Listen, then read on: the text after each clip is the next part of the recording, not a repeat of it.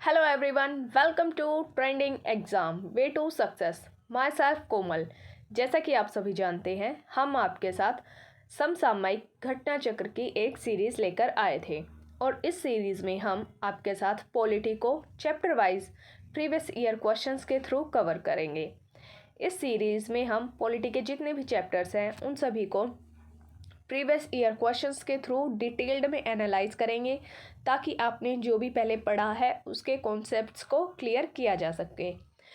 Previous year questions के through आपके preparation को बूस्ट मिलेगा, क्योंकि किसी भी प्रिपरेशन को एक फाइनल टच देने के लिए प्रीवियस ईयर क्वेश्चंस बहुत ही अच्छा सोर्स होते हैं और इससे आपको एग्ज़ाम हॉल में बहुत ही ज़्यादा हेल्प मिलती है। तो चलिए स्टार्ट करते हैं आज का हमारा वीडियो। आज के हमारे वीडियो में चैप्टर है चैप्टर नंबर 13 फंडामेंटल राइट्स, जिसके हम पार्ट 3 यानी कि इस चैप्टर के हम 3 पार्ट पहले कर चुके हैं, इसलिए आज हमारा पार्ट होगा 4। पार्ट 4 में हम कुछ क्वेश्चंस को करेंगे। अगर वो आज कंप्लीट नहीं हो पाते हैं तो इसके बाद हम एक न्यू पार्ट्स और लाएंगे और उसमें फंडामेंटल राइट के चैप्टर को कंप्लीट कर देंगे। इस चैप्टर में हम देखेंगे कि फंडामेंटल राइट्स में जो हमारी रेट्स होती हैं वह कितने प्रकार की होती हैं और किस रेट में क्या दिया गया है, ये सब हम आज के हमारे इस चैप्टर में पढ़ेंगे। तो चलिए स्टार्ट करते हैं आज का हमारा वीडियो। और इस वीडियो में हम आपके साथ क्वेश्चंस को सिर्फ प्रैक्टिस ही नहीं करेंगे, बल्कि इसमें जो भी कॉन्सेप्ट्स दिए गए हैं वो आपके कॉन्सेप्ट अच्छे से क्लियर होंगे, क्योंकि हम इसे डिटेल में एनालाइज करेंगे ताकि आपको आगे चलकर किसी भी टाइप की कोई भी प्रॉब्लम फेस करने को ना मिले। तो चलिए स्टार्ट करते हैं। आज की हमारी इस वीडियो का फर्स्ट क्वेश्चन है क्वेश्चन नंबर 91। 90 क्वेश्चंस हम पहले के 3 पार्ट्स में कर चुके हैं, इसलिए आज हम स्टार्ट करेंगे 91। अगर आपने वो लास्ट वीडियोस को नहीं देखा है तो प्लीज़ आप जाकर एक बार देख लेना, ताकि आपको अच्छे से समझ में आ जाए। ये आगे के क्वेश्चंस भी आपको तभी समझ में आएंगे जब आपने स्टार्टिंग से देखे होंगे। तो चलिए आज का क्वेश्चन स्टार्ट करते हैं। व्यक्तिगत स्वतंत्रता के लिए उच्च न्यायालय निम्नलिखित में से किस रिट को जारी कर सकता है? व्यक्ति की स्वतंत्रता के लिए जो न्यायालय होते हैं, हाई कोर्ट और सुप्रीम कोर्ट्स, वह कई प्रकार की रिट जारी करते हैं। तो यहाँ पर हमें पूछा गया है कि व्यक्तिगत स्वतंत्रता के लिए जो हाई कोर्ट्स होते हैं वह कौन कौन सी रिट जारी कर सकते हैं। और आपको पता होना चाहिए कि जो रिट जारी करने की शक्ति है वह हाई कोर्ट की ज़्यादा है as compare to supreme court. Writ जारी करने की जो पावर होती है, राइट होता है, वह हाई कोर्ट का ज़्यादा होता है as compare to supreme court. ठीक है, तो चलिए यहाँ पर 4 टाइप की रिट के बारे में दिया गया है। वैसे 5 टाइप की रिट्स होती हैं: परम आदेश, अधिकार परीक्षा, बंदी प्रत्यक्षीकरण और प्रतिषेध। और 5वीं जो होती है वह होती है उत्प्रेक्षण। तो यहाँ पर हमें पूछा गया है कि जो व्यक्तिगत स्वतंत्रता के लिए हाई कोर्ट्स रिट जारी करते हैं तो वह कौन सी रिट जारी कर सकते हैं? तो यहाँ पर हमारा ऑप्शन है सी, बंदी प्रत्यक्षीकरण। यहाँ पर मैं आपको एक एक रिट के बारे में अच्छे से डिटेल में बताती हूँ। बंदी प्रत्यक्षीकरण। बंदी प्रत्यक्षीकरण में क्या होता है, यदि पुलिस किसी व्यक्ति को गिरफ्तार कर लेती है तो जो कोर्ट्स होते हैं, न्यायालय, वह उस व्यक्ति को न्यायालय में जाने के लिए, न्यायालय में प्रस्तुत होने के लिए आदेश देते हैं। और उसके बाद देखा जाता है कि अगर जो गिरफ्तारी है वह जो गिरफ्तारी का तरीका है और कारण बताया गया है, अगर वह गैर कानूनी या असंतोषजनक पाया जाता है तो उस बंदी व्यक्ति को छोड़ दिया जाता है। तो ये होता है बंदी प्रत्यक्षीकरण में, जिसमें न्यायालय किसी भी गिरफ्तार व्यक्ति को कोर्ट में हाजिर होने के लिए आदेश देता है और फिर उसके गिरफ्तारी का बेस चेक करता है, कारण चेक करता है और तरीका चेक करता है। अगर वो कारण गलत या असंतोष गैर कानूनी पाया जाता है तो उस बंदे को छोड़ दिया जाता है, उस पर्सन को छोड़ दिया जाता है। और कारण सही पाया जाता है तो गिरफ्तारी को आगे बढ़ाया जाता है और उस पर केस चलाया जाता है। सेकंड नंबर की जो रिट जारी करी जाती है वह होती है परम आदेश। परम आदेश तब जारी की जाती है, परम आदेश को कोई न्यायालय तब जारी करता है जब न्यायालय को ऐसा लगता है कि जो पब्लिक सर्वेंट हैं वह कानूनी और संवैधानिक कर्तव्यों का, अपने दायित्वों का पालन सही तरीके से नहीं कर रहे हैं और इनके ऐसा करने से किसी व्यक्ति के मौलिक अधिकारों का हनन हो रहा है। तो जो न्यायालय है वह परम आदेश रिट जारी करते हैं। थर्ड नंबर पर आती है प्रतिषेध। प्रतिषेध तब जारी की जाती है जब कोई निचली अदालत हो गई, कोई निचली अदालत अपने अधिकार क्षेत्र से बाहर जाकर किसी मुकदमे की सुनवाई करती है जो उसके अंडर में नहीं आता है। तो जो उससे ऊपर के लेवल की अदालतें होती हैं, उच्च अदालतें या सर्वोच्च न्यायालय, तो उसे ऐसा करने से रोकती हैं। इसलिए इस रिट का नाम दिया गया है प्रतिषेध। फोर्थ नंबर पर आती है अधिकार परीक्षा। अधिकार परीक्षा जब न्यायालय को ऐसा लगता है कि कोई व्यक्ति ऐसे पद पर नियुक्त किया जा चुका है जिस पद के वह लायक नहीं है और उस पर उसका कोई भी कानूनी हक नहीं होता है, तब न्यायालय अधिकार परीक्षा आदेश जारी करके उस पद पर कार्य करने से उस व्यक्ति को रोकती है। इसके बाद आती है फिफ्थ नंबर की रिट उत्प्रेक्षण। उत्प्रेक्षण तब जारी की जाती है जब कोई निचली अदालत हो या कोई सरकारी अधिकारी अपने बिना अधिकार के कोई कार्य करता है, यानी कि वह कोई ऐसा कार्य करता है जो उसके अधिकार क्षेत्र के अंदर आता ही नहीं है। तो न्यायालय, उच्च न्यायालय या सर्वोच्च न्यायालय उसके सामने कुछ विचाराधीन मामलों को लेकर उत्प्रेक्षण के द्वारा उसे ऊपर की अदालत या अधिकारी को हस्तांतरित कर देता है। उत्प्रेक्षण में क्या होता है, कोई भी निचली अदालत हुई या कोई ऐसा सरकारी ऑफिसर जो कोई ऐसा कार्य करता है जो उनके अधिकार क्षेत्र में नहीं आता, तो जो उससे उच्च न्यायालय होते हैं वह उस कार्य को उससे लेकर उच्च न्यायालय को सौंप देते हैं। ये होता है उत्प्रेक्षण में। तो यहाँ पर मैंने आपको 5 टाइप की जो रिट्स होती हैं उनके बारे में बता दिया है। और इस क्वेश्चन में हमसे पूछा गया था कि व्यक्ति की स्वतंत्रता के लिए उच्च न्यायालय निम्न में से किस रिट को जारी कर सकता है। तो यहाँ पर आपका ऑप्शन था सी, बंदी प्रत्यक्षीकरण। तो चलिए अब इस क्वेश्चन की एक्सप्लेनेशन देखेंगे। भारतीय संविधान के अनुच्छेद 226 के अनुसार, भारतीय संविधान का जो आर्टिकल 226 है उसके अनुसार उच्च न्यायालय, हाई कोर्ट्स जो होते हैं वह व्यक्ति की स्वतंत्रता के लिए बंदी प्रत्यक्षीकरण, जिसे इंग्लिश में हैबियस कॉर्पस रिट के नाम से जाना जाता है, जारी कर सकते हैं। बंदी प्रत्यक्षीकरण का मतलब होता है कि व्यक्ति को सशरीर उपस्थित करने की मांग। जिस व्यक्ति ने कुछ किया है और उसे गिरफ्तार कर लिया है तो उसे सशरीर यानी कि उसे खुद कोर्ट में पेश होने के लिए बोला जाता है। यह उस मामलों में लागू होती है जहां किसी व्यक्ति के बारे में कहा जाता है कि उसे अवैध रूप से निरुद्ध किया गया है, यानी कि गिरफ्तार किया गया है। यदि निरोध को अवैध पाया जाता है, यानी कि जो गिरफ्तारी है उसे इलीगल पाया जाता है, तो निरस्त व्यक्ति को तत्क्षण आज़ाद कर दिया जाता है। तो जो गिरफ्तार व्यक्ति है उसे उसी टाइम पर छोड़ दिया जाता है। क्योंकि 44वें संविधान संशोधन के बाद में आर्टिकल 20 और आर्टिकल 21 का आपात की घोषणा के काल में भी निलंबन नहीं किया जा सकता, अतः व्यक्ति के व्यक्तिगत स्वतंत्रता की सुरक्षा के लिए यह एक अति महत्वपूर्ण रिट हो जाती है। यहाँ पर आपको पता है कि कॉन्स्टिट्यूशन अमेंडमेंट, जो 44th कॉन्स्टिट्यूशन अमेंडमेंट हुआ था, उसमें बोला गया है कि इमरजेंसी के टाइम में भी आर्टिकल 20 और 21 को निलंबित नहीं किया जा सकता, क्योंकि वह स्वतंत्रता से रिलेटेड आर्टिकल होते हैं। उसी के अंडर में ये बोला गया है कि जो ये रिट होती है बंदी प्रत्यक्षीकरण, हैबियस कॉर्पस, यह भी व्यक्ति की स्वतंत्रता के लिए बहुत ही एक महत्वपूर्ण रिट होती है। इसलिए बिना किसी वैध कारण के किसी भी व्यक्ति को बंदी नहीं बनाया जा सकता है। आगे देखेंगे।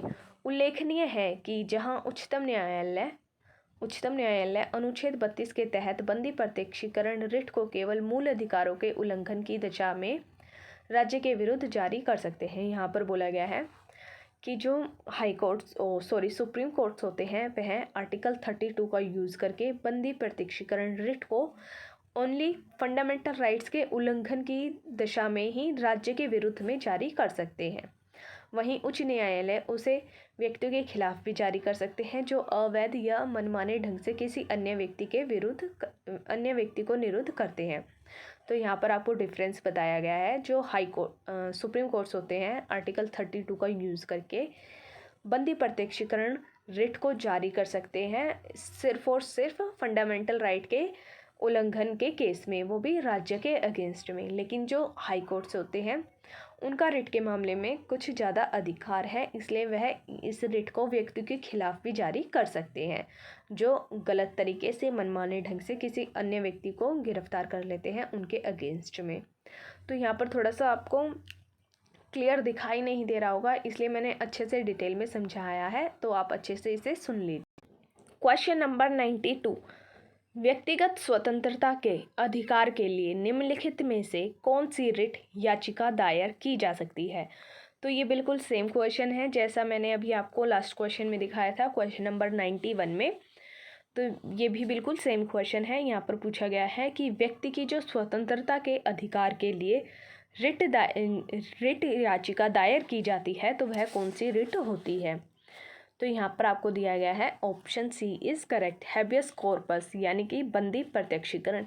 यहाँ पर आपको रिट्स के नेम जो हैं वो इंग्लिश में दिए गए हैं, इसलिए आपको घबराने की ज़रूरत बिल्कुल भी नहीं है, बस नाम चेंज हुए हैं, ये कोई अलग टाइप की रिट्स नहीं होती। यहाँ पर इंग्लिश में नाम दिया गया है हैबियस कॉर्पस यानी कि बंदी प्रत्यक्षीकरण।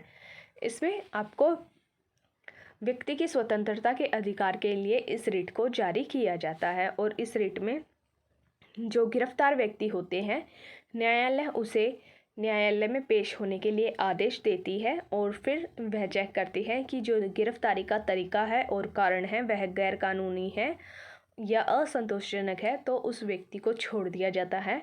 और अगर वह कारण वैध यानी कि कानूनी और संतोषजनक पाया जाता है तो उस व्यक्ति पर आगे केस चलाया जाता है। तो यहाँ पर आपका ऑप्शन सी करेक्ट है। क्वेश्चन नंबर 93, यहाँ पर हमें एक साइड रिट दी गई है और दूसरी साइड उनके अर्थ यानी कि उनके बारे में बताया गया है, जिसे हमें करेक्टली मैच करना है। ए में बंदी प्रत्यक्षीकरण पूर्णतः सूचित कीजिए, बी परम आदेश किस अधिकार से।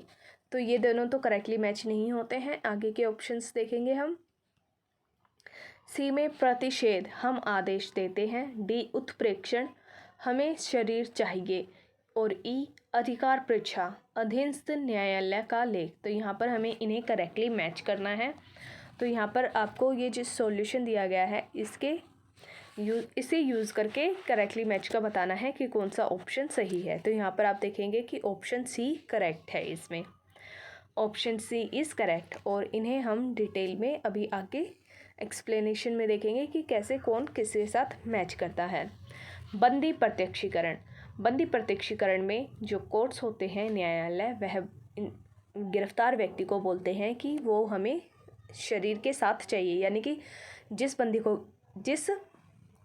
व्यक्ति को बंदी बनाया गया है वह खुद कोर्ट में पेश होना चाहिए, हमें शरीर चाहिए, इसका मतलब ये है।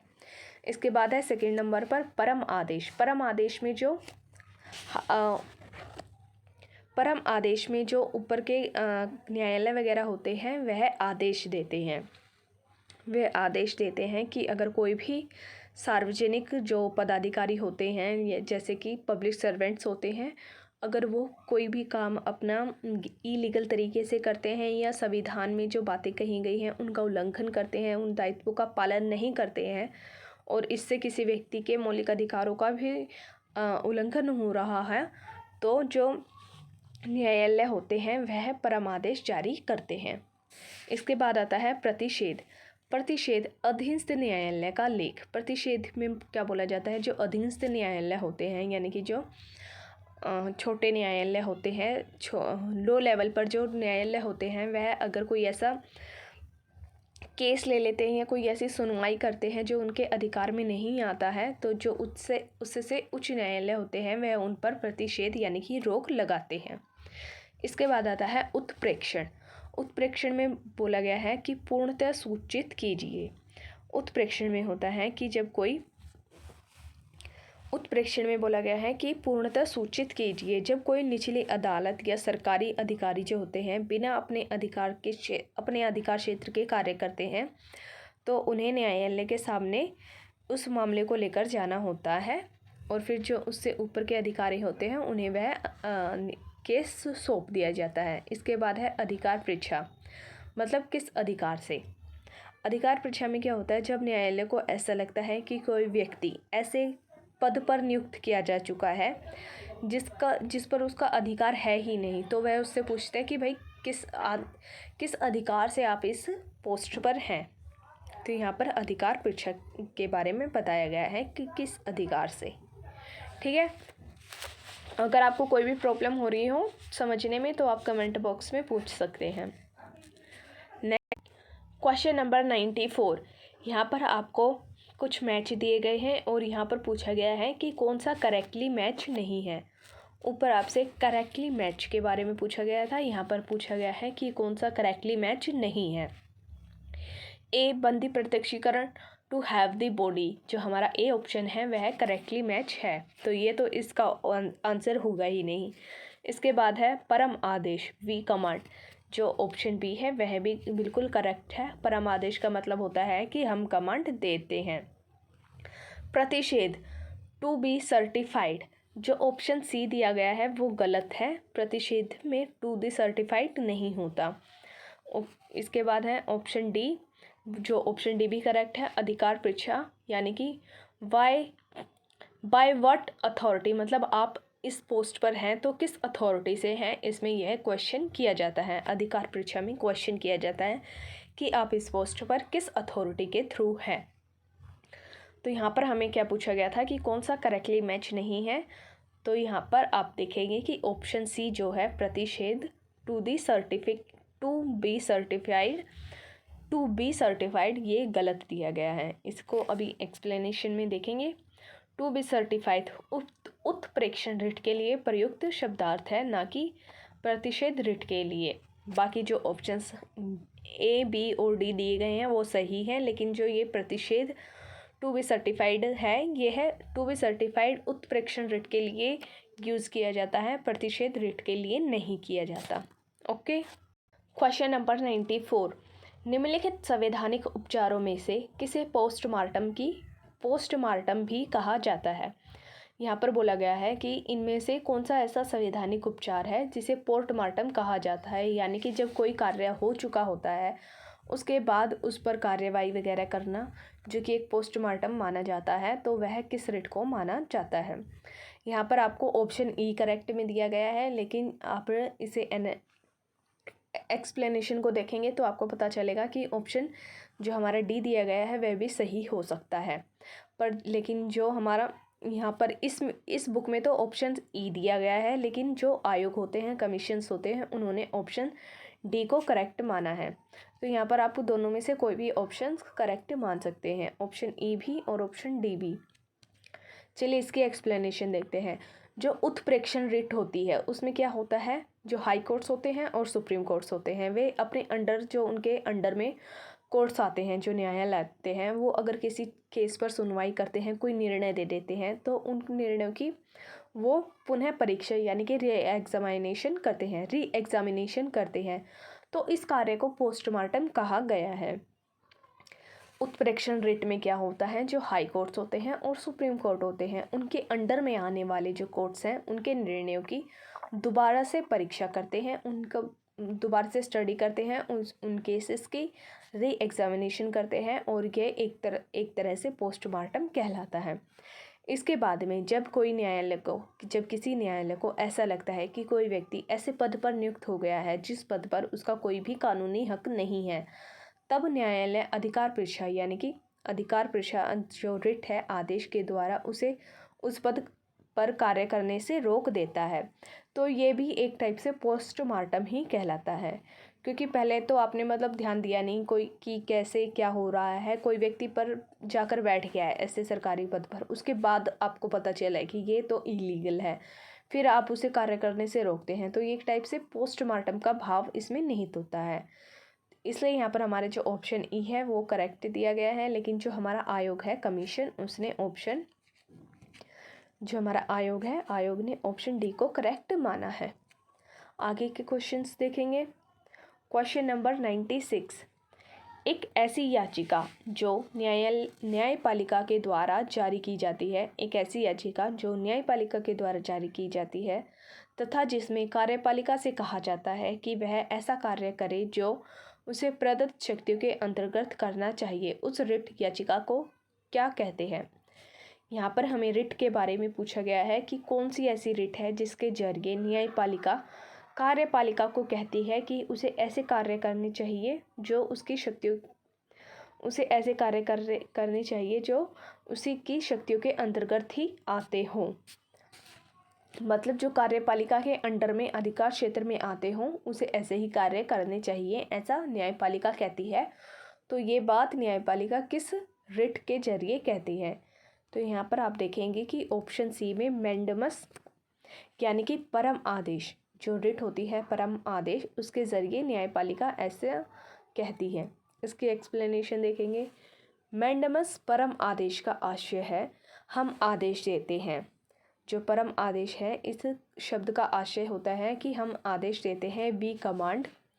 इस प्रकार के इस याचिका रिट के द्वारा कार्यपालिका से उस कार्य को करने के लिए कहा जाता है जो उसे प्रदत्त शक्तियों के अंतर्गत यानी कि अपने दायित्व के निर्वहन हेतु करना चाहिए, जो उसके कार्यक्षेत्र के अंदर आते हैं और अपने कर्तव्यों का निर्वहन करने के लिए उसे करने चाहिए। ऐसा करने के लिए वह उसे आदेश देती, न्यायपालिका आदेश देती है कार्यपालिका को।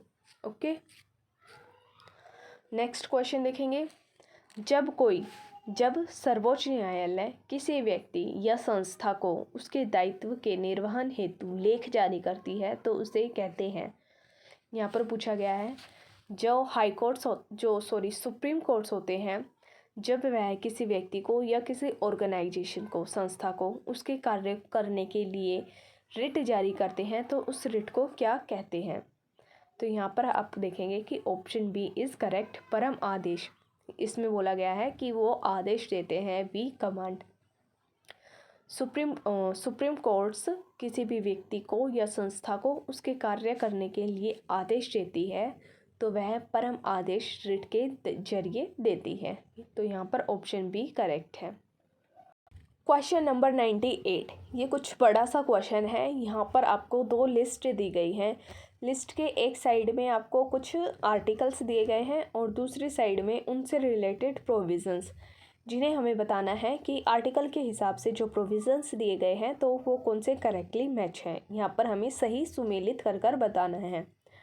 तो चलिए देखते हैं। ऑप्शन ए में आर्टिकल 16 क्लोज 2, किसी भी व्यक्ति को कानून के प्राधिकार के सिवाय उसकी संपत्ति से वंचित नहीं किया जाएगा। इसमें बोला गया है कि कोई भी व्यक्ति है, उसकी कोई संपत्ति है तो उसे उसकी संपत्ति से वंचित नहीं किया जा सकता सिवाय कानून के अधिकार के। नेक्स्ट ऑप्शन बी में बोला गया है कि आर्टिकल 29 क्लोज 2, किसी भी व्यक्ति के साथ उसके वंश, धर्म अथवा जाति के आधार पर सार्वजनिक नियुक्ति के मामले में कोई भेदभाव नहीं किया जाएगा। यहाँ पर बोला गया है कि जब कोई सार्वजनिक नियुक्ति होती है, पब्लिक अपॉइंटमेंट होती है, तो उस केस में किसी भी व्यक्ति के साथ उसके धर्म, वंश, जन्म, जाति के आधार पर कोई भी भेदभाव नहीं किया जाएगा। ऑप्शन सी आर्टिकल 30 क्लोज 1, इसमें बोला गया है कि सभी अल्पसंख्यकों को, चाहे वे धर्म के आधार पर हों या भाषा के आधार पर, अपनी पसंद की शैक्षिक संस्थाएं स्थापित करने और उन्हें संचालित करने का मौलिक अधिकार होगा। इस थर्ड ऑप्शन में बोला गया है कि जितने भी अल्पसंख्यक वर्ग होते हैं, चाहे तो वे धर्म के आधार पर अल्पसंख्यक हों या भाषा के आधार पर, राज्य उनके साथ कोई भी भेदभाव नहीं करेगा और वह अपनी पसंद के शैक्षिक संस्थाएं स्थापित कर सकते हैं और ऐसा करना उनका एक फंडामेंटल राइट है। इसके बाद है ऑप्शन डी। ऑप्शन डी में दिया गया है कि आर्टिकल 31 क्लोज 1, जिसमें बताया गया है कि किसी भी नागरिक को धर्म, वंश, जाति, भाषा या इनमें से किसी भी आधार पर राज्य के द्वारा संपोषित अथवा राज्य से सहायता प्राप्त करने वाले किसी भी शैक्षिक संस्था में प्रवेश से वंचित नहीं किया जाएगा।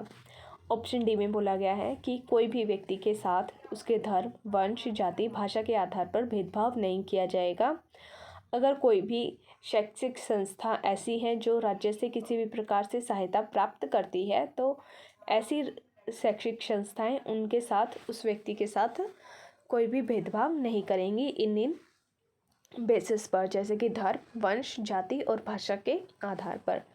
तो यहाँ पर आप देखेंगे कि इनमें से कौन सा करेक्टली मैच है। यहाँ पर आपको दिया गया है कि ऑप्शन ए करेक्टली मैच है। Option A is correctly match, जिसे हम डिटेल में यहाँ पर एक्सप्लेनेशन में देखेंगे। आप वीडियो को पॉज कर अच्छे से देख लेना, ध्यान से देखना। आर्टिकल 16 क्लोज 2, आर्टिकल 16 क्लोज 2 में दिया गया है कि किसी भी व्यक्ति के साथ केवल उसके धर्म, वंश, जाति, लिंग, उद्भव स्थान, जन्म स्थान, निवास या इनमें से किसी के भी आधार पर सार्वजनिक नियुक्ति के मामले में भेदभाव नहीं किया जा सकता है। आर्टिकल 29 क्लोज 2 में बताया गया है कि किसी भी नागरिक को धर्म, वंश, जाति, भाषा या इनमें से किसी भी आधार पर राज्य के द्वारा संपोषित अथवा राज्य से सहायता प्राप्त करने वाली कोई भी शैक्षिक संस्था में प्रवेश करने से वंचित नहीं किया जाएगा। आर्टिकल 30 क्लोज 1 में बताया गया है सभी अल्पसंख्यकों को, चाहे वे धर्म के आधार पर हो या भाषा के आधार पर हों, अपनी पसंद की शैक्षिक संस्थाओं को स्थापित करने और उन्हें संचालित करने का फंडामेंटल राइट होगा। आर्टिकल 31 क्लोज 1 में बताया गया है कि किसी भी व्यक्ति को कानून के प्राधिकार के सिवाय उसकी संपत्ति से वंचित नहीं किया जाएगा। तो यहाँ पर आपका ऑप्शन ए करेक्ट है। चलिए क्वेश्चन नंबर 99 देखते हैं। यहाँ पर आपको बताना है कि इनमें से कौन सा करेक्टली मैच नहीं है। ऑप्शन ए, बी, सी और डी में जो दिए गए हैं फंडामेंटल राइट्स और आर्टिकल, इनमें से कौन सा करेक्टली मैच नहीं है। तो चलिए देखते हैं। ऑप्शन ए, अस्पृश्यता का अंत, यानी कि जो छुआछूत होती है उसका अंत, आर्टिकल 17, ये बिल्कुल सही है। तो ये तो हमारा ऑप्शन होगा नहीं, आंसर होगा नहीं। ऑप्शन बी में दिया गया है कि गिरफ्तारी और निरोध के विरुद्ध में संरक्षण, जो आपको गिरफ्तारी के विरोध में प्रोटेक्शन दी जाती है वो किस आर्टिकल में दी जाती है, आर्टिकल 23। यहाँ पर ये गलत दिया गया है क्योंकि ये आर्टिकल 22 होता है, ना कि आर्टिकल 23। तो यहाँ पर आपका जो ऑप्शन बी है वो गलत है, इसलिए हमारा आंसर भी बी होगा। इसलिए हमारा आंसर क्या होगा, ऑप्शन बी। नेक्स्ट देखेंगे। ऑप्शन सी में दिया गया है धर्म की स्वतंत्रता का अधिकार। धर्म की स्वतंत्रता का जो मौलिक अधिकार है वह आर्टिकल 25 में दिया जाता है। ऑप्शन डी में अल्पसंख्यकों के हितों का संरक्षण, आर्टिकल 29, ये भी बिल्कुल करेक्टली मैच है। तो यहाँ पर आपका आंसर जो था वो है ऑप्शन बी। चलिए इसके एक्सप्लेनेशन देखेंगे। अस्पृश्यता का अंत, आर्टिकल 17, कुछ दशाओं में गिरफ्तारी और निरोध से संरक्षण, आर्टिकल 22 में, धर्म की स्वतंत्रता, आर्टिकल 25 में, और अल्पसंख्यकों के जो हितों की रक्षा की जाती है वह आर्टिकल 29 में की जाती है। Question number 100। यहाँ पर भी आपको करेक्टली मैच के बारे में बताना है। ऊपर आपको क्या बताना था कि इनकरेक्ट मैच, लेकिन यहाँ पर आपको करेक्ट मैच के बारे में बताना है। एक साइड आपको लिस्ट में आर्टिकल्स दिए गए हैं और दूसरी साइड में उनसे रिलेटेड प्रोविजंस, जिन्हें आपको बताना है कि कौन सा सही मैच करता है। ऑप्शन ए में उपाधियों का निषेध, आर्टिकल 29। ऑप्शन बी में धार्मिक मामलों के प्रबंधन की स्वतंत्रता, आर्टिकल 21 क। ऑप्शन सी में दिया गया है कि अल्पसंख्यकों की भाषा का संरक्षण, जो अल्पसंख्यक वर्ग होते हैं उनकी भाषा का संरक्षण करना, आर्टिकल 18, ये आर्टिकल 18। इसके बाद है ऑप्शन डी में शिक्षा का अधिकार, आर्टिकल 26। तो यहाँ पर आप देखेंगे कि कौन सा इनमें से करेक्टली मैच है और कौन सा नहीं है। तो आप देखेंगे कि जो ऑप्शन डी है वो करेक्टली मैच है। यहाँ पर आपको सॉल्यूशन दिया गया है और उसमें से बताना है कि कौन सा सही से मैच कर रहा है। तो ऑप्शन डी जो दिया गया है वो आपको सही मैच कर बताया गया है। इसकी एक्सप्लेनेशन देखेंगे। उपाधियों का निषेध, यानी कि जो आपको उपाधियाँ दी जाती हैं, अवार्ड्स वगैरह दिए जाते हैं, वह आर्टिकल 18 के अंडर में दिए जाते हैं।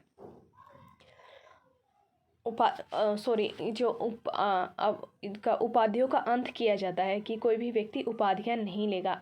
अवार्ड्स जो होते हैं वो उपाधियों से अलग होते हैं। अवार्ड्स को इस कैटेगरी में नहीं रखा जाता, यहाँ पर उपाधियां रखी जाती हैं। जैसे महाराजा धीराज की उपाधियां मिलती थी, इस टाइप की जो उपाधियां होती हैं उनका अंत किया गया है आर्टिकल 18 में।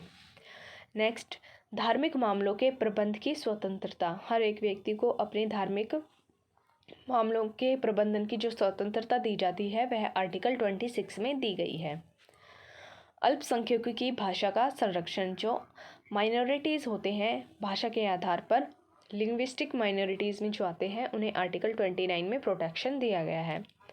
इसके बाद है लास्ट में शिक्षा का अधिकार, right to education. Right to education को आर्टिकल 21 क में जोड़ा गया है।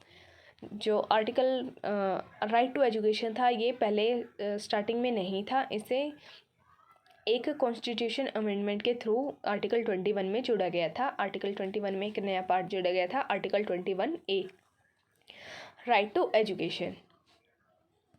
क्वेश्चन नंबर 101 देखते हैं। यहाँ पर आपको 2 लिस्ट दी गई हैं जिन्हें आपको करेक्टली मैच कर बताना है कि कौन किसके साथ मैच कर रहा है। तो यहाँ पर आपको नीचे सॉल्यूशन दिया गया है, इनमें से आपको बताना है कि कौन सा इनमें से करेक्टली मैच कर बताया गया है। तो आप देखेंगे कि ऑप्शन जो ए है वो करेक्टली मैच है, ऑप्शन ए। चलिए देखते हैं। ऑप्शन ए में दिया गया है, लिस्ट 1 में दिया गया है फंडामेंटल ड्यूटीज़, मौलिक कर्तव्य। मौलिक कर्तव्य जो हैं वह संविधान के 42वें संविधान संशोधन के द्वारा जोड़े गए थे। हमारे कॉन्स्टिट्यूशन में जो फंडामेंटल ड्यूटीज़ हैं उन्हें 42वें संविधान संशोधन के द्वारा संविधान में जोड़ा गया था, वह मूल संविधान में नहीं थे। इसके बाद ऑप्शन बी में संसद मौलिक अधिकारों में संशोधन कर सकती है। जो पार्लियामेंट है वह फंडामेंटल राइट में अमेंडमेंट कर सकती है। तो ऐसा बताया गया था केशवानंद भारती केस में। एक केस आया था न्यायालय के पास, केशवानंद भारती केस, उसमें बताया गया था कि जो फंडामेंटल राइट्स हैं वह उनमें पार्लियामेंट अमेंडमेंट कर सकती है। इसके बाद है ऑप्शन सी, मूल ढांचे का सिद्धांत। मूल ढांचे का सिद्धांत इसमें दिया गया है। जो हमारा मिनर्वा मिल केस था, एक केस आया था न्यायालय के पास जिसका नाम था Minerva mill case. Minerva mill case में बोला गया था कि जो मूल ढांचे का सिद्धांत है वह बना रहेगा, बाकी पूरे कॉन्स्टिट्यूशन में अमेंडमेंट की जा सकती है, लेकिन उसका जो मूल ढांचा है, बेसिक स्ट्रक्चर है, उसको नहीं छेड़ा जा सकता, वह जैसा है वैसा ही रहेगा।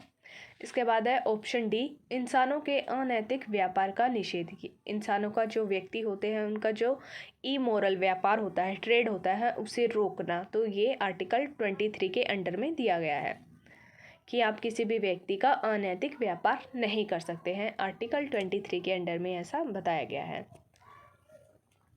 चलिए इसके एक्सप्लेनेशन भी देखेंगे एक बार।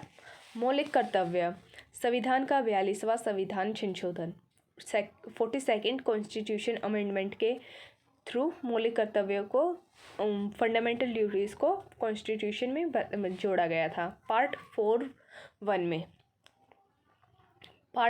में फंडामेंटल ड्यूटीज़ को जोड़ा गया था 42वें संविधान संशोधन के द्वारा। और जो हमारा 42nd कॉन्स्टिट्यूशन अमेंडमेंट है, इसे मिनी कॉन्स्टिट्यूशन भी कहा जाता है, क्योंकि इस अमेंडमेंट के थ्रू कॉन्स्टिट्यूशन में बहुत ही सारे अमेंडमेंट किए गए थे, इसलिए इसे मिनी कॉन्स्टिट्यूशन भी कहा जाता है। आगे देखेंगे, संसद मौलिक अधिकारों में संशोधन कर सकती है, ऐसा केशवानंद भारती केस में जजमेंट दी गई थी। फिर आगे देखेंगे, मूल ढांचे का सिद्धांत, जो बेसिक स्ट्रक्चर का कॉन्सेप्ट है वह मिनर्वा मिल केस से निकला था। इंसानों के अनैतिक व्यापार का निषेध आर्टिकल 23 के अंडर में किया जाता है।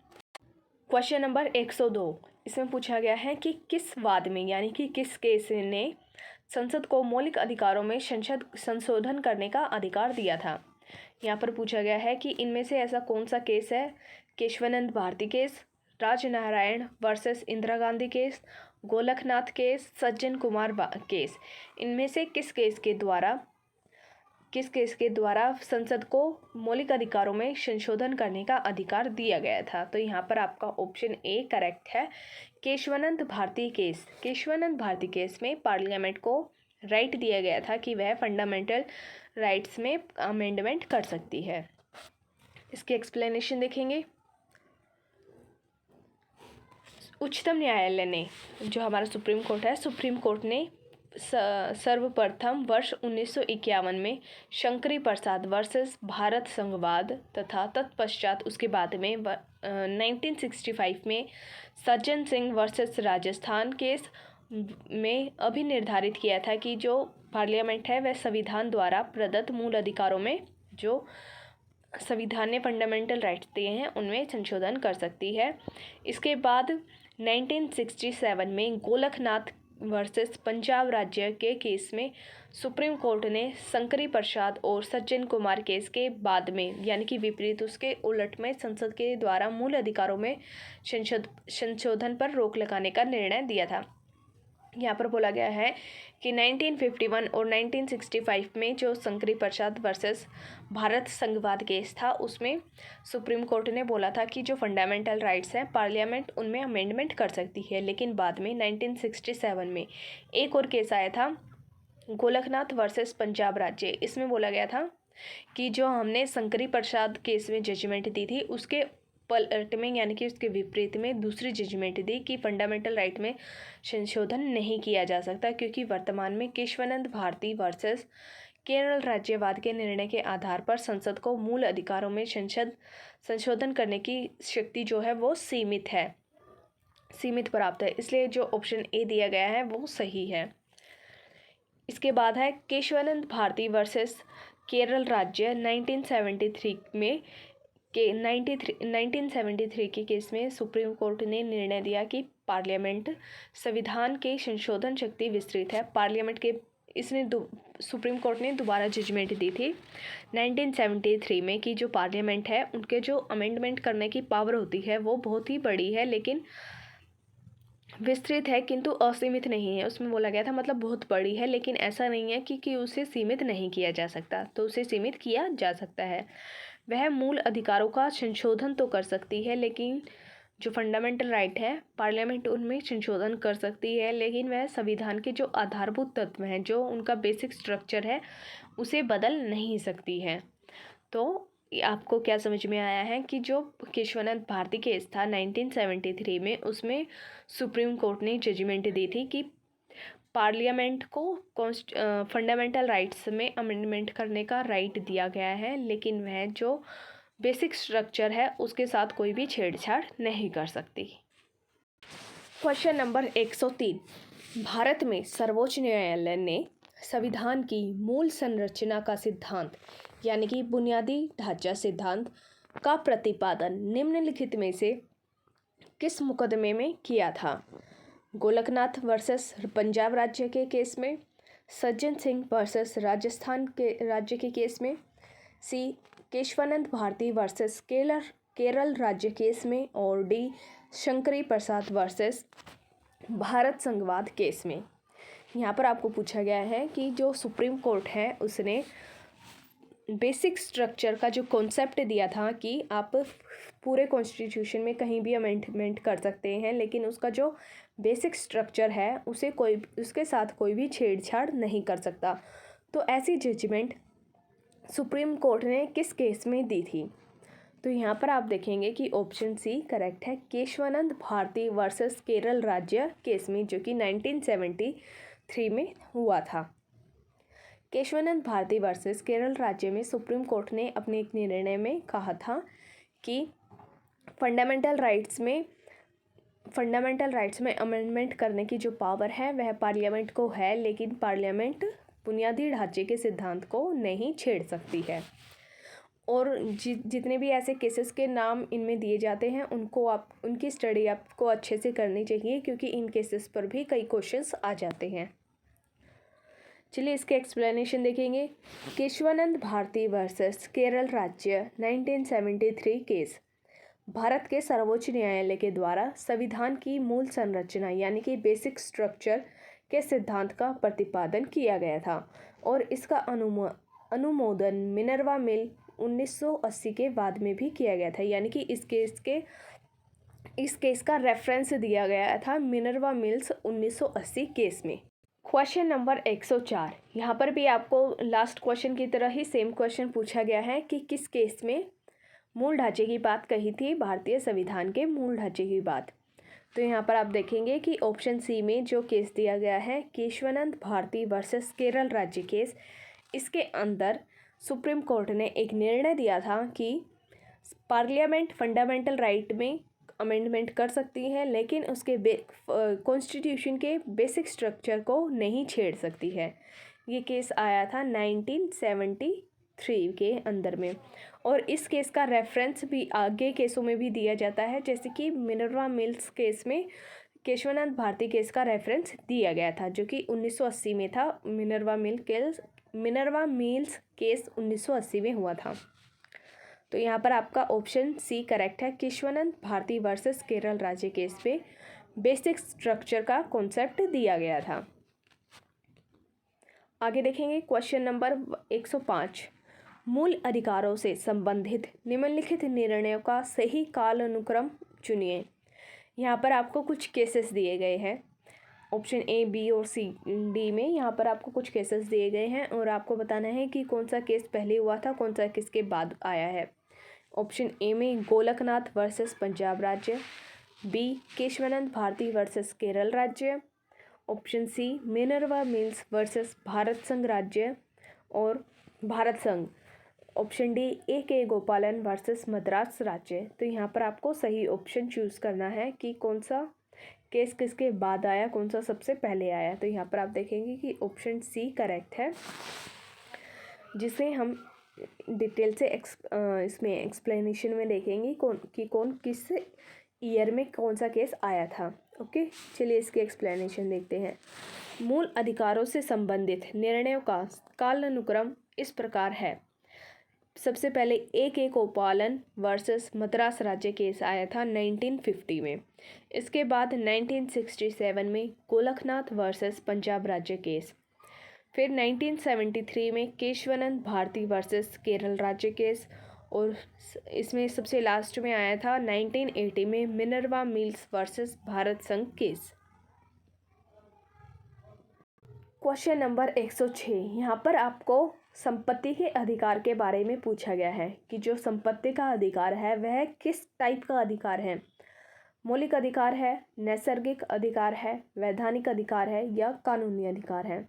तो यहाँ पर आप देखेंगे कि जो ऑप्शन सी और डी दिया गया है उनका मतलब एकदम सेम है, ये सिर्फ वर्ड अलग है। जो वैधानिक और कानूनी अधिकार होते हैं बिल्कुल सेम होते हैं, मतलब दोनों वर्ड्स का मतलब एक ही होता है। तो यहाँ पर आप कोई भी ऑप्शन पर टिक कर सकते हैं, ऑप्शन सी पर या डी पर, दोनों ही करेक्ट होंगे क्योंकि इनका मतलब तो एक ही होता है। जो संपत्ति का अधिकार होता है वह फंडामेंटल राइट्स में पहले था, लेकिन एक 44वां संविधान संशोधन किया गया था जिसके द्वारा संपत्ति के अधिकार को फंडामेंटल राइट की कैटेगरी से हटाकर कानूनी अधिकार बना दिया था आर्टिकल 300A के अंडर में। तो चलिए इसके एक्सप्लेनेशन देखेंगे। 44वें संविधान संशोधन अधिनियम 1978 के द्वारा संपत्ति के अधिकार को मौलिक अधिकारों की कैटेगरी से हटाकर भारतीय संविधान के भाग 12 के अध्याय 4 में भारतीय संविधान का जो पार्ट 12 है उसके चैप्टर 4 में आर्टिकल 300A में स्थान दिया गया था। यानी कि जो हमारा फंडामेंटल राइट था पहले, संपत्ति का अधिकार, राइट टू प्रॉपर्टी, उसे फंडामेंटल राइट की कैटेगरी से हटाकर कॉन्स्टिट्यूशन के भाग 12 पार्ट 12 के चैप्टर 4 में आर्टिकल 300A के अंडर में रखा था और इसे एक कानूनी अधिकार बना दिया गया था, जिससे प्रावधानित है कि किसी भी व्यक्ति को उसकी संपत्ति से विधि के प्राधिकार से ही वंचित किया जाएगा, अन्यथा नहीं। यानी कि किसी भी व्यक्ति की कोई भी संपत्ति अगर है तो उस संपत्ति से अगर उस संपत्ति से उसे वंचित करना है तो ऐसा विधि के प्राधिकार के द्वारा ही किया जा सकता है, उसके बिना नहीं किया जाएगा। अब संपत्ति का अधिकार एक वैधानिक या विधिक अधिकार, जिसे आप कानूनी अधिकार भी कहते हैं, है। नई नई एनसीईआरटी में, जो हमारी एनसीईआरटी की बुक होती हैं, उनमें अद्यतन संस्करण में संपत्ति का अधिकार संवैधानिक अधिकार के रूप में उल्लिखित किया गया है। संवैधानिक अधिकार का मतलब है कि मतलब संविधान में तो है, उस संविधान में तो रखा ही गया है उस आर्टिकल को, लेकिन बस फंडामेंटल राइट की कैटेगरी से हटाकर लीगल राइट बना दिया गया है, इसलिए इसे संवैधानिक अधिकार कहा जा सकता है, क्योंकि उसे संविधान से बाहर नहीं किया गया है, उसे सिर्फ फंडामेंटल राइट की कैटेगरी से बाहर किया गया है और एक लीगल राइट बनाया गया है। क्वेश्चन नंबर 107, यहाँ पर आपको कथन 1 और 2 दिए गए हैं और आपको बताना है कि इनमें से कौन सी स्टेटमेंट सही है। स्टेटमेंट फर्स्ट और स्टेटमेंट सेकंड में से कौन सी स्टेटमेंट सही है, या दोनों सही है या दोनों गलत है। तो चलिए पढ़ते हैं। स्टेटमेंट फर्स्ट, 44वें संविधान संशोधन अधिनियम 1978 के द्वारा संपत्ति के अधिकार को मौलिक अधिकारों की सूची से हटा दिया गया था। तो यहाँ पर आपको पता है कि ये स्टेटमेंट बिल्कुल सही है। 44वें संविधान संशोधन के द्वारा ही संपत्ति के अधिकार को मौलिक अधिकारों की कैटेगरी से हटाकर एक कानूनी अधिकार बनाया था, जिसे भारतीय संविधान के भाग 12 में चैप्टर 4 में एक लीगल राइट आर्टिकल 300A के अंडर में बना दिया गया था। सेकंड स्टेटमेंट देखते हैं। संपत्ति के अधिकार को संविधान के भाग 12 में अनुच्छेद 301 के तहत विधिक अधिकार बना दिया गया था। तो यहाँ पर आप देखेंगे कि स्टेटमेंट जो सेकंड नंबर में दी गई है वो भी बिल्कुल सही है, इसलिए हमारा ऑप्शन सी करेक्ट है, जिसमें बताया गया है कि कथन 1 और कथन 2 दोनों ही सही हैं, और इसे एक्सप्लेन मैंने आपको अच्छे से कर बता दिया है। नेक्स्ट क्वेश्चन देखेंगे। क्वेश्चन नंबर 108, वर्तमान समय में भारतीय संविधान के अंतर्गत संपत्ति का अधिकार है एक, यहाँ पर पूछा गया है कि जो संपत्ति का अधिकार है, राइट टू प्रॉपर्टी है, वह किस टाइप का अधिकार है। फंडामेंटल राइट है, वैधानिक अधिकार है, नैतिक अधिकार है, या जो तीनों ऑप्शन दिए गए हैं इनमें से कोई भी सही नहीं है। तो अभी आपने लास्ट 2-3 क्वेश्चन में देखा है कि जो हमारा संपत्ति का अधिकार होता है वह एक वैधानिक अधिकार, लीगल अधिकार, जिसे आप कानूनी अधिकार भी और संवैधानिक अधिकार भी कह सकते हैं। ये सिर्फ एक मौलिक अधिकार नहीं है, बाकी वैधानिक अधिकार, कानूनी अधिकार और संवैधानिक अधिकार, तीनों टाइप के अधिकार आप इसको कह सकते हैं संपत्ति के अधिकार को। इसे 1978 में 44वें संविधान संशोधन के द्वारा फंडामेंटल राइट की कैटेगरी से हटाकर लीगल राइट बना दिया गया था आर्टिकल 300A के अंडर में, जिसे भारतीय संविधान के भाग 12 में रखा गया है। आगे देखेंगे क्वेश्चन नंबर 109। यहाँ पर आपको 1, 2, 3 कुछ कथन दिए गए हैं और पूछा गया है कि इनमें से कौन सा कथन सही है। यहाँ पर आपको सही कथन के बारे में बताना है। फर्स्ट में दिया गया है कि आर्टिकल 301 जो है वह संपत्ति के अधिकार से संबंधित है। आर्टिकल जो 301 है, आर्टिकल 301 संपत्ति के अधिकार से संबंधित है। तो ये स्टेटमेंट आपकी बिल्कुल गलत है, क्योंकि जो हमारा संपत्ति का अधिकार है वह है आर्टिकल 300A के अंडर में आता है। 300A के अंडर में आता है right to property. Second statement में संपत्ति का अधिकार एक विधिक अधिकार है, किंतु यह मूल अधिकार नहीं है। तो यहाँ पर आपको जो स्टेटमेंट सेकंड दी गई है वो बिल्कुल सही है। Right to property legal right है और ये फंडामेंटल राइट नहीं है, तो सेकंड स्टेटमेंट सही है। थर्ड देखेंगे, भारत के संविधान में आर्टिकल 300 को उस समय केंद्र में कांग्रेस सरकार के द्वारा 44वें संविधान संशोधन से अंत स्थापित किया गया था। तो यहाँ पर आपकी जो थर्ड स्टेटमेंट है वो भी गलत है, इसलिए यहाँ पर आपका ऑप्शन ए करेक्ट है, ओनली 2। यहाँ पर जो सेकंड स्टेटमेंट है सिर्फ वही सही है, बाकी थर्ड और फर्स्ट स्टेटमेंट गलत है। तो चलिए आगे देखते हैं। इसकी एक्सप्लेनेशन देखेंगे। आर्टिकल 301 में व्यापार, वाणिज्य और समागम की स्वतंत्रता से संबंधित अधिकार दिए गए हैं, न कि संपत्ति के अधिकार से, इसलिए हमारा स्टेटमेंट फर्स्ट गलत है। 44वें संविधान संशोधन 1978 के बाद में संपत्ति का अधिकार एक विधिक अधिकार बनाया गया, न कि मूल अधिकार। इस संशोधन के द्वारा संपत्ति का अधिकार भाग 12 के अनुच्छेद 300 क में विधिक अधिकार के रूप में रखा गया है, इसलिए हमारी स्टेटमेंट सेकंड सही है। भारतीय संविधान का 44वां संशोधन 1978 तत्कालीन जनता पार्टी की सरकार के द्वारा किया गया था। जो 44वां संविधान संशोधन था वह जनता पार्टी के द्वारा किया गया था, इसलिए हमारा ऑप्शन 3 है वो भी गलत है, क्योंकि वहाँ पर क्या बोला गया है कि जो 44वां संविधान संशोधन है वह कांग्रेस की सरकार के द्वारा किया गया था। ये स्टेटमेंट गलत है। ये 44वां संविधान संशोधन जनता पार्टी के द्वारा किया गया था। क्वेश्चन नंबर 110 देखेंगे। निम्नलिखित में से किसके द्वारा संपत्ति के मूल अधिकार का लोप किया गया था? यानी कि जो हमारा फंडामेंटल राइट था पहले, संपत्ति का अधिकार जो कि फंडामेंटल राइट था पहले लेकिन अब एक लीगल राइट है, उसका लोप किस कॉन्स्टिट्यूशन अमेंडमेंट के द्वारा किया गया था? तो जैसा कि अभी आपने ऊपर देखा था 44वें संविधान संशोधन के द्वारा। यहाँ पर आपका ऑप्शन सी करेक्ट है, 44वां संविधान संशोधन अधिनियम। इसके एक्सप्लेनेशन देखेंगे। संविधान के 44वें संविधान संशोधन अधिनियम जो कि 1978 में किया गया था, 20 जून 1979 से प्रभाव में आया था और इसके द्वारा संपत्ति का जो मूल अधिकार था उसे लोप किया गया था, यानी कि ख़त्म किया गया था और इसे एक विधिक या कानूनी अधिकार का दर्जा दिया गया था, जिसे आप संवैधानिक अधिकार भी कह सकते हैं।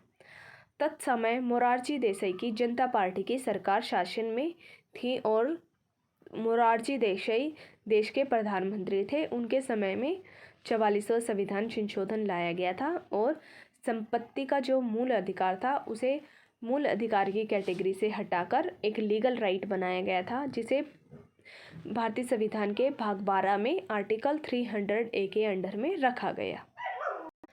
तो चलिए आज के हमारे इस वीडियो में हम इतने ही क्वेश्चन करेंगे। आगे के जो क्वेश्चंस हैं वो हम अपने नेक्स्ट वीडियो में पार्ट 4 में करेंगे। तब तक के लिए आप इन क्वेश्चंस को अच्छे से प्रैक्टिस करें। अगर आपको किसी भी टाइप की कोई भी प्रॉब्लम होती है तो आप कमेंट बॉक्स में पूछ सकते हैं और प्लीज़ वीडियो को शेयर लाइक कीजिए। Thank you.